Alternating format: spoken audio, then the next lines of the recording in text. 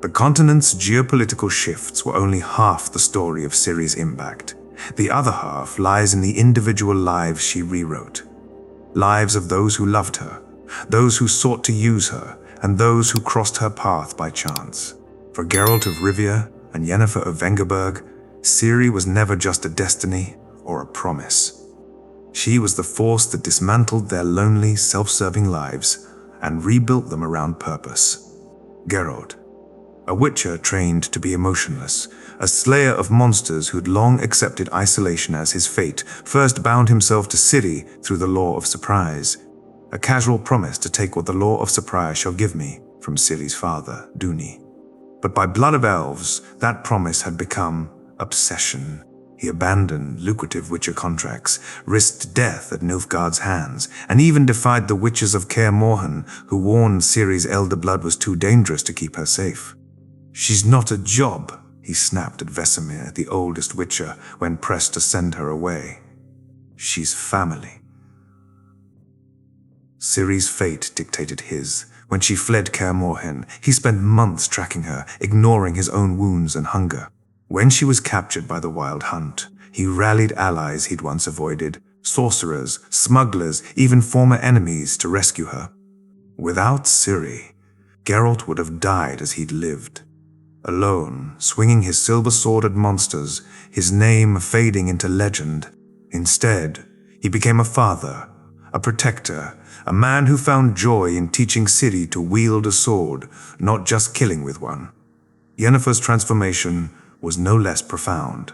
The sorceress, once fixated on regaining her youth and power, she'd spent decades manipulating kings and mages to boost her standing in the Lodge of Sorceresses, initially saw Ciri as a means to control chaos magic. Elder blood, she believed, could amplify her own abilities. But in time of contempt, when the Lodge tried to kidnap Ciri to extract her blood, Yennefer turned on her oldest allies. She fought Philippa Eilhart, her former friend, and used her magic to smuggle Ciri out of Aretuza, the sorceress's stronghold. "You will not hurt her," she snarled, her chaos magic crackling around her. Ciri's fate became Yennefer's redemption. She gave up her quest for power to teach Ciri to control her magic, to comfort her when nightmares of Cintra's fall woke her, to stand beside her at Tor Ziriel when Eredin's blade loomed. Yennefer once told Geralt, "I've never loved anyone but myself." But by the time Ciri faced Emhyr, Yennefer was willing to die to protect her. Without Ciri, Yennefer would have remained a cold, calculating sorceress, her name feared but not loved. Instead, she became a mother, a guide, a woman who learned that power meant nothing without someone to protect. The Lodge of Sorceresses and Emperor Emhyr, by contrast, saw Ciri as a tool until her choices shattered their grand plans. The Lodge, a secretive group of the continent's most powerful sorceresses, had spent years plotting to control Elder Blood. Philippa Eilhart dreamed of using Ciri's ability to travel between worlds to expand the Lodge's influence beyond the continent. Triss Merigold, initially complicit, hoped to use Ciri's blood to cure her own magical instability. But Ciri refused to be their pawn. When they tried to trap her in Aretuza, she escaped using her elder blood, leaving their plans in ruins. By the Lady of the Lake, the Lodge was forced to adapt. Philippa, humbled, offered to advise Ciri instead of control her. Triss dedicated her magic to rebuilding war-torn villages, repenting for her role in the Lodge's schemes. Ciri didn't just foil their plans, she forced them to confront the emptiness of their greed. Emhyr's plans were even more grand. He wanted Ciri to marry him, a twisted bid to legitimize his rule, ignoring their father-daughter bond, and use her elder blood to unify the continent under Nilfgaard. But Ciri's refusal to play along, her choice to negotiate peace on her terms, not his, undermined everything. When she told him, "I will be Cintra's queen, not your bride," Emhyr was forced to abandon his conquests. He'd spent decades painting himself as a benevolent conqueror. Ciri's resistance exposed him as a tyrant, and his own lords, fearing rebellion, pressured him to accept her peace treaty. Without Ciri's defiance, Emhyr would have burned the north to the ground. Instead, he became a ruler bound by peace, a change he never would have made on his own. Even lesser-known characters felt the ripple of Ciri's path, their lives altered in ways they could never have imagined. Take Freysionet, the young Nilfgaardian soldier she saved in Brokilon. Before meeting Ciri, he was a loyal servant of Emhyr, believing Nilfgaard's conquests were for the greater good. But Ciri's mercy sparing him when the Dryads would have killed him made him question his loyalty. He later deserted Nilfgaard, becoming a messenger for the Northern Alliance, passing critical intelligence about Emhyr's troop movements. "She saw me as a boy, not an enemy," he told Geralt, explaining his choice. Or Mousak, the druid who guarded Ciri as a child. When Ciri fled Cintra, Mousak was captured and tortured by Nilfgaard to reveal her location. He refused, dying to protect her. His sacrifice inspired other druids to join the Northern Alliance, using their magic to heal soldiers and sabotage Nilfgaardian supply lines. Even the elven refugee leader, Iorveth, a minor character in the Witcher 2 game, rooted in the book's themes, owed his people's survival to Ciri. When she warned his group of the Nilfgaardian convoy, he led them to safety in Cintra, later becoming a key advisor to Ciri on elven rights. "She didn't just save us," Iorveth said. "She gave us a home." Ciri's impact wasn't just about changing kingdoms. It was about changing people. Geralt and Yennefer found love and purpose through her. The Lodge and Emhyr found humility, or ruin, through her defiance. Freysionet, Mousak, and Iorveth found courage or safety through her mercy. In a world where power was often measured by swords or magic, Ciri proved it could be measured by the lives you touch. She didn't just rewrite her own destiny. She rewrote the destinies of everyone who crossed her path, turning loneliness into family, greed into repentance, and fear into hope. The continent's history remembers her as a queen, a hero, a wielder of elder blood. But those who knew her best remember her as something simpler, the girl who chose to be kind, even when the world told her to be cruel. And in that choice, she changed everything. Ciri's impact on individual lives rippled outward into the continent's most ancient magical traditions, rewriting how the world saw power, especially the power of elder blood, and reshaping the fate of races that had walked the earth long before humans. For centuries, elder blood had been viewed as a curse, a volatile force that destroyed its wielders or turned them into monsters, as seen in the tragic legacy of Lara Dorren Epsiad Hall. Lara, the elven sorceress whose blood flowed in Ciri's veins, had been feared by humans and elves alike. Her ability to manipulate the fabric of worlds was seen as a threat to the natural order, and her death became a cautionary tale about the dangers of too much power. Even the witches of Kaer Morhen, who prided themselves on facing monsters, hesitated to train Ciri when they learned of her lineage. In Blood of Elves, Vesemir warns Geralt, elder blood didn't just make Lara powerful, it made her a target, and it will do the same for Ciri. Sorceresses like Philippa Eilhart saw it as a tool to be controlled, not a gift to be embraced. But Ciri changed that perception. She didn't just wield elder blood. She mastered it, using it to heal Geralt's mortal wounds when no witcher potion could, to seal the Wild Hunt's portals, saving countless worlds from conquest, and to broker peace between Nilfgaard and the North, using its magic to amplify her voice, not her rage. By the time she stepped down from Cintra's throne, elder blood was no longer a curse. It was a symbol of hope, a reminder that power doesn't corrupt unless you let it. Farmers began telling stories of the princess with starlight in her veins, who saved their villages. Sorcerers stopped trying to extract it from others and started teaching young wielders to control it with compassion. Lara Dorren's legacy, once a tale of tragedy, became a tale of redemption. All because Ciri chose to use her blood for good. Her connection to the Arnl, the ancient elven race from another world to which Lara Dorren belonged, turned her into either a bridge or a barrier between realms, and her choice to be the latter reshaped the fate of both the Arnl and the continent's magical races. The Anl, led by Eredin, had spent centuries searching for a will of elder blood to open permanent portals between worlds, allowing them to conquer new lands. Their own world had been drained of magic.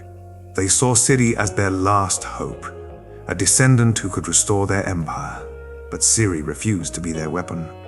At Tor Zihael, she didn't just seal the portal to the Anel's world. She sent a message that conquest would end with her. This choice broke the Anel's power.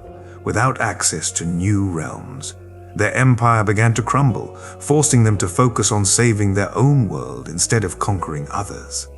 For the continent's magical races, the Aencide, elves who remained on the continent, dryads of Brokilon, and dwarves of the Blue Mountains, Ciri became a bridge between their kind and humans. The Onsehe, who had been driven from their lands by human kings, saw Ciri's decision to welcome elven refugees into Cintra as a sign of change. They began negotiating with human rulers for land and rights, a process that would have been unthinkable before a reign. The Dryads, once isolationist and hostile to outsiders, opened Brokilon's borders to human farmers fleeing war, thanks to Ciri's lesson that we are all survivors. Even the dwarves, who had stayed neutral in the northern wars, agreed to trade iron with the north after Ciri visited their mines and apologized for centuries of human discrimination. Ciri didn't just unite humans. She united the continent's magical and mortal races, proving that their differences were smaller than their shared desire to survive. Most enduring of all, Ciri's saga gave birth to new myths and legends that would shape the continent's culture for centuries, turning her choices into stories that taught courage, mercy, and defiance. Farmers in Temeria told their children of the girl who ran from Nilfgaard, a tale of how a young princess outsmarted an emperor's army by hiding in forests and befriending dryads. Elven bards sang ballads about Lara's heir, who restored honor to the elven race by standing against the Aenel's cruelty. Even in Nilfgaard, where Emhyr's legacy was still debated, mothers told stories of the queen who chose peace, explaining to their kids why they no longer had to fear war. These myths weren't just entertainment. They were lessons. When a child asked why they shouldn't hate elves, their parents would tell them about Ciri and the refugee elves she saved. When a farmer hesitated to help a stranger, they'd remember the story of Ciri sparing Freixenet, the Nilfgaardian soldier. Over time, Ciri became more than a queen or a hero. She became a symbol of what the continent could be, united, compassionate, and unafraid to rewrite its own story. In later years, villages held festivals in her honor, where humans and elves danced together and dwarves shared their ale. Young girls began carrying small daggers like the one Calanthe gave Ciri as a sign of their own strength. Even the Lodge of Sorceresses, once her enemies, began teaching her story to young sorceresses, using it to warn against greed and celebrate empathy. Ciri's echoes through magic and mythology are a testament to the power of one person's choices to transcend time. She turned a feared curse into a beacon of hope, a divided group of races into allies, and a personal journey into a legend that would guide generations. The continent would never forget the girl from Cintra who refused to be a pawn, who chose mercy over cruelty, and who proved that even the heaviest legacies can be rewritten. In the end, Ciri didn't just fulfill a prophecy. She created a new one, a prophecy of a world where power is used to protect, not conquer, and where everyone, no matter their blood or birth, has a chance to be a hero. And that, more than any magic or throne, is her greatest legacy. Ciri's final choices, stepping down from Cintra's throne to ensure a peaceful transition, codifying the Treaty of Cintra to protect non-human rights, and teaching young wielders of elder blood to embrace mercy over might, didn't just end a war or unite a continent. They planted seeds that would grow into the continent's new identity, reshaping its history for centuries to come. To understand the long-term implications of her path, we must look beyond her lifetime, to the kingdoms that stopped fighting because of her example, to the magical traditions that rejected greed because of her teachings, and to the societies that learned to value inclusion because of her actions. In The Lady of the Lake, Ciri tells Geralt, "I don't want to be a queen forever. I want to be a memory, one that makes people choose better. That wish became reality. 50 years after her reign, the Treaty of Sintra remained the continent's most sacred document. It established a Council of the North and Nilfgaard, where rulers from both sides met annually to resolve disputes without swords. It mandated that non-humans, elves, dwarves, dryads, hold at least a third of seats in every kingdom's governing body.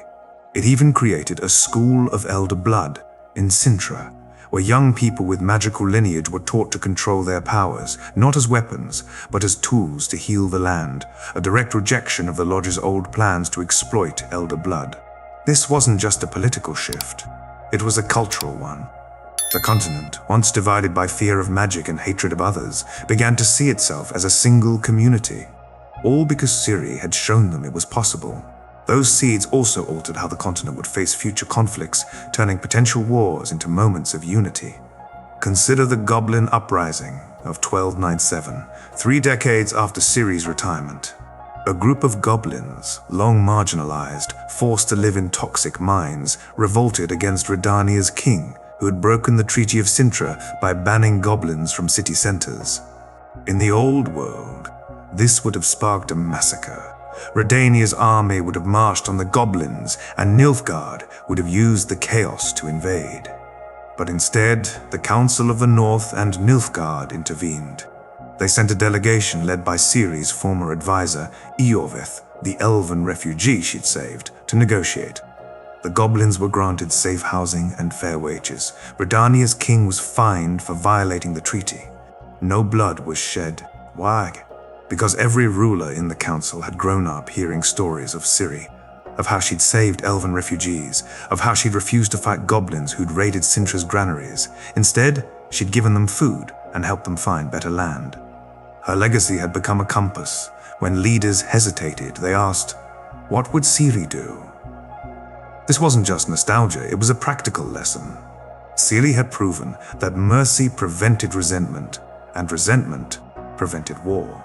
Future conflicts, whether between humans and dryads over forest land, or between Nilfgaardian nobles and northern farmers over trade, were resolved with diplomacy, not steel. The continent didn't become perfect, but it became better, and that betterment was directly tied to Ciri's final decisions. Societal structures, too, bore the mark of her influence, shifting from hierarchical and exclusionary to more equitable and compassionate. Take the role of magic. Before Ciri, sorcerers and sorceresses were either feared by common folk or used as tools by kings. After her, magic became a public service. The school of elder blood-trained healers who traveled to remote villages, curing diseases that had once killed entire populations. Young mages were required to spend a year working with non-human communities, learning their traditions and using magic to help them. Even the Church of Melitel, once hostile to magic, calling it blasphemy, changed its teachings. Priests began preaching that magic is a gift, not a sin, if used to serve others, a direct reference to Ciri's example. For common folk, this meant a better life. Fewer famines, fewer plagues, fewer wars. For non-humans, it meant belonging. Elven bards performed in royal courts, dwarven engineers designed castles, dryad healers worked in Temerian hospitals. None of this would have happened if Ciri hadn't chosen to reject the old ways. If she'd let the Lodge exploit her blood, if she'd let Emhyr conquer the North, if she'd let fear of her power make her hide. Her choices didn't just change laws, they changed how people lived, loved, and saw one another. At the heart of Ciri's legacy lies a timeless truth. Individual agency is more powerful than destiny, and compassion is the strongest power of all. She was born into a prophecy that labeled her either savior or destroyer.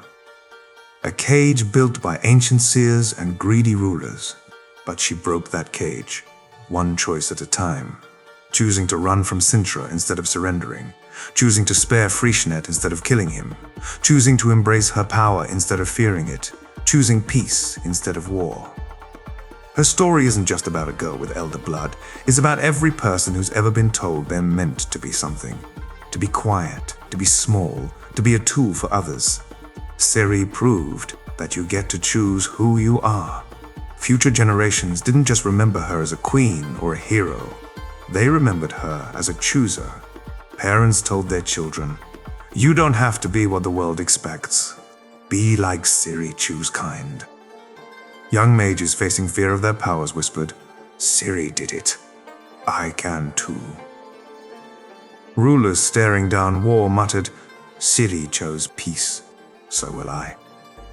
This is the enduring power of her legacy. It's not in statues or treaties, but in the choices people make because of her. The unwritten future of the Witcher universe is shaped not by prophecies, but by Ciri's example.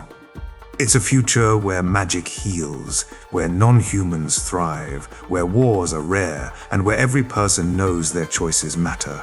She didn't just save the continent. She taught it to save itself. In the end, Ciri's greatest legacy isn't elder blood or a throne.